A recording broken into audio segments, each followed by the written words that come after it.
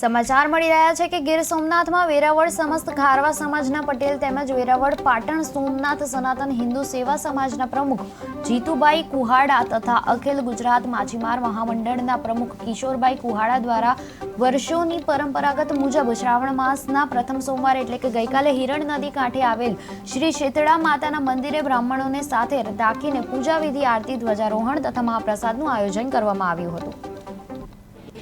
વેરાવળ સમસ્ત ખારવા સમાજના પટેલ વર્ષોની પરંપરાગત વેરાવળ સમસ્ત ખારવા સમાજ દ્વારા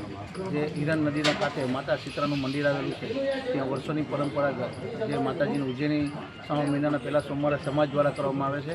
એમાં ખારવા સમાજના ભાઈઓ બહેનો આગેવાનો બહોળી સંખ્યામાં હાજર રહી છે અને સમાજ દ્વારા માતાજીને પૂજાપો અને ધજા ચડાવ્યા પછી સમાજ દ્વારા પૂજાપોને માતાજીને નારિયેળને વધારે છે અને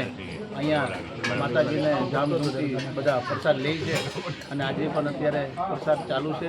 અને વર્ષોની પરંપરાગત આજે ઉજવણી થાય છે અને માતાજી પર પ્રાર્થના કરવામાં આવે છે કે આવતા દિવસો માછીમાં સારા જાય એના માટે પ્રાર્થના